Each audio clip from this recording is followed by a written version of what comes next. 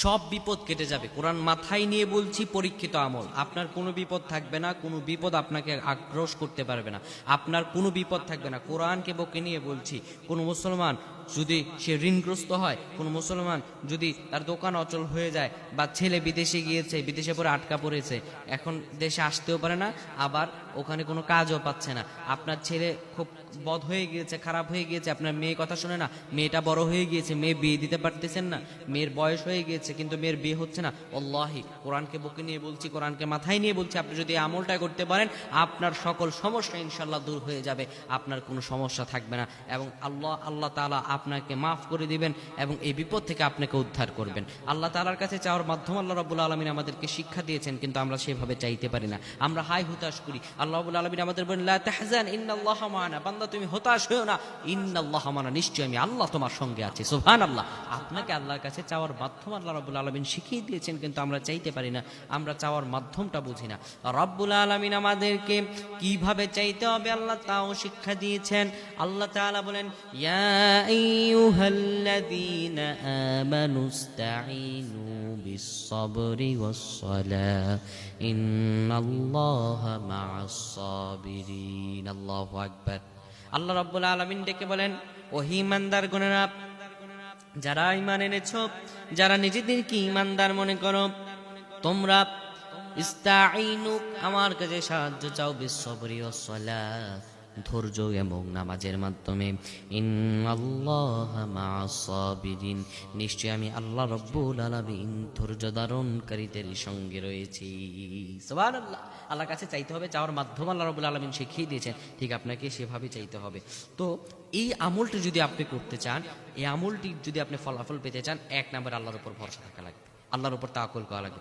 পৃথিবীর কোনো মানুষ কোনো কিছু আপনাকে দিতে পারবে না আল্লাহ ছাড়া। একমাত্র আল্লাহর দিকে কি থাকা লাগবে?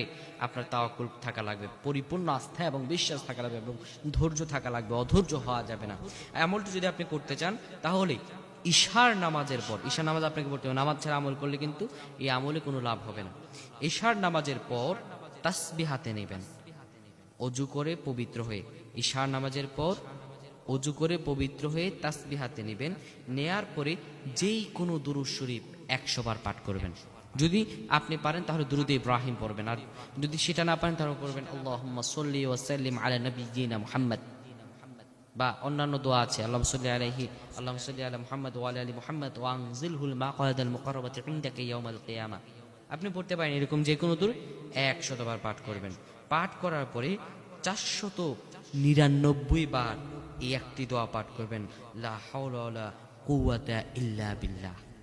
499 বার আপনি প্রথমে পবিত্র হয়ে নেবেন, তারপরে 100 বার দুরূদ পাঠ করবেন, তারপরে 499 বার পাঠ করবেন লা হাওলা ওয়ালা কুওয়াতা ইল্লা বিল্লাহ।